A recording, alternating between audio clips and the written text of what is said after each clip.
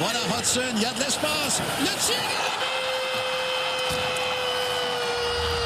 The Montreal Canadiens are in Dallas to take on the Stars. It's the final game of a 7-game road trip. Sam Montembeault gets the start for Montreal. No changes to the forwards or defensive lines. I don't like playing Beck on the wing. I think he's been a lot better at center and he's really excelled there. I'm also not crazy about moving Gallagher up to the third line, but Montreal doesn't really have many options. The injuries are just ravaging the team at this point. In net for Montreal, like we said, Sam Montembeault, 6-6-1, 352 goals against average and an 863 save percentage. And in net for the Dallas Stars, it's Jake Ottinger. Ottinger, 16-7-3, 257 goals against average, 907 save percentage. He was just selected to Team USA, one of the top goalies in the NHL. Montreal looked a lot more engaged to start this one off than they did yesterday in St. Louis. They looked a lot sharper. Caulfield had a couple early chances, but he couldn't beat Ottinger. When early on, Danault, Gallagher, and Bolduc got caught out with Xhekaj and Struble. They got hemmed into their own end for about a minute and a half, and Dallas got a couple really nice looks. And about 9 minutes into this one, Phil Danault got a stick onto a shot by Alexandre Carrier. It looked like that one was going to be Danault's first goal of the season, his first since returning to the Canadiens.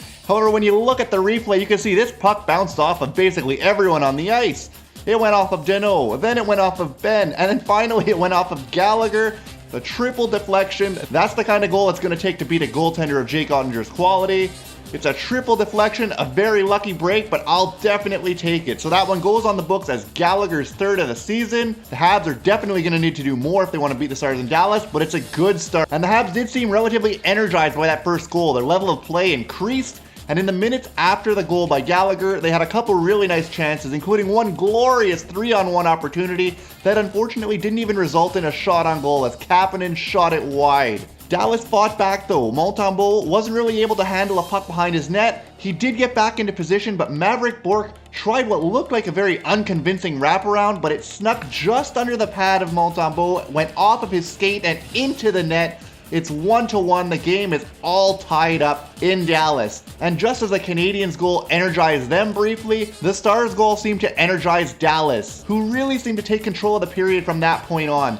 Demidov ended up taking a holding penalty in the final minutes, and the Stars went onto the power play. The Habs penalty kill did a very good job of blocking shots and breaking up plays, and the Stars just couldn't score. Montembeault atoned for the earlier goal he allowed to Bourque by making a really nice pad save right in front on Bourque again. And with a couple minutes to go, Lane Hutson really outworked Jamie Benn, and Ben had no choice but to take a tripping penalty. Canadiens generated a few chances on their late power play, but they couldn't score. All in all, the first period was relatively even. Neither team really dominated control one way or the other. It was a good enough road period for the Canadiens, and given the amount of consecutive road games they've played and all of the recent travel, it's a pretty good result to go into the first intermission tied at 1 with a team like the Dallas Stars, one of the top in the Western Conference, a top 3 team really. So Montreal goes into the second period with the final 90 seconds or so of that power play to work with. It's a huge opportunity for them, but they couldn't really even gain the zone or get any chances on that power play.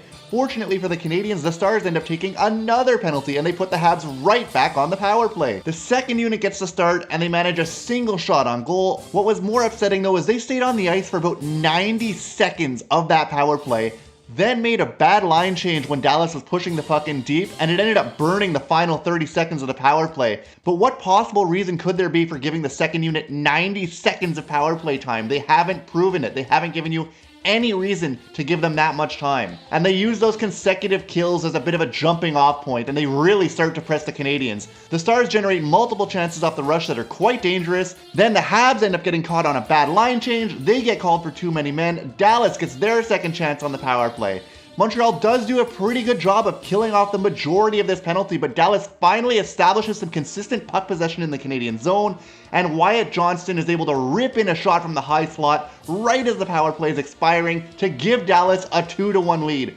And just as yesterday, where the special teams battle cost the Canadiens, the Habs fall behind again as a result of their own lack of execution on the power play and the Stars' ability to capitalize on their power play opportunities. Things aren't looking very optimistic for Montreal, but almost out of nowhere, Montreal's outstanding talent bails them out yet again. Ivan Demidov makes a terrific pass to Oliver Kapanen, who wires a one-timer past Ottinger to tie this one up at 2. A quick reply by the Canadiens, really important goal for them, keeps them in this game, and it prevents Dallas from running away with it as it looked like it might happen. Dallas continues to generate quality chances throughout the period, but an undisciplined and selfish play by Esa Lindell resulted in another Canadiens power play. Lindell took a hack at Blais after being cross-checked. The refs always catch the retaliator. The Habs get their third power play opportunity of the game, and this time the first unit gets nearly the full 2 minutes and generates a couple of really nice looks. Unfortunately, they couldn't put one in the net, and it's a third failed opportunity on the man advantage. The Stars take yet another penalty, this time for a slash. They give the Habs their fourth power play of the game. Montreal has to take advantage at some point, and they do. Juraj Slafkovsky again, his 15th goal of the year, his 8th power play goal. The first unit finally converts, and it's a huge late period goal to put the Canadiens up 3-2. The Canadiens use those 4 power plays to really pile up the shots, and they go into the third period with a huge opportunity to earn a win in a place where very few teams have been able to pick up points. Samuel Montembeault played very well for the Canadiens. He kept them in a position to be where they are. Hopefully he can continue to perform as he did in the third period. The Habs go into the intermission up in shots, 23-14, outscoring the Stars 3-2.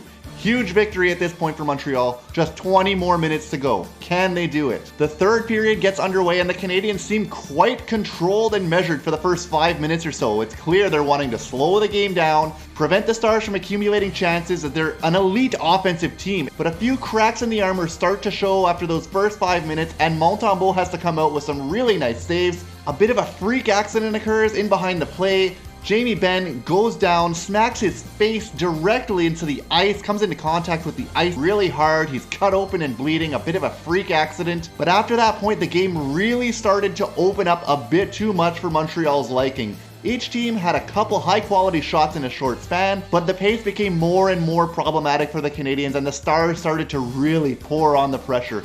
Samuel Montembeault made a couple great saves, and he made arguably his best save of the season as he sprawled across the crease to make an absolutely unbelievable blocker save on Steele. The dam finally breaks though, and Montembeault just couldn't stop every single shot. It's Wyatt Johnston. He gets his second goal of the game off of a scramble in front, and the Canadiens look completely out of gas. They look every bit the team playing the final period of a 7-game road trip. Duchesne ends up walking around a couple Canadiens players, gets a really nice look. Again, Montembeault comes up huge. A bad line change by Dobson with about 5 minutes to go leads to another partial break. This time it's for Rantanen. Danault takes a hooking penalty trying to cover it off. The Habs go shorthanded again. And about a minute into the Stars power play, there's a mad scramble in front of the net. And just when Dallas looks like they might be about to put one in, Wyatt Johnston ends up taking a penalty, and he puts the teams at 4-on-4 for 49 seconds. And after that point, nothing really happened. At 4-on-4 or on the shortened power play for the Canadiens,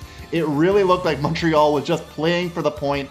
Both teams end up playing pitch and catch for the final minute or so, and it's clear they're both very content to take it to overtime.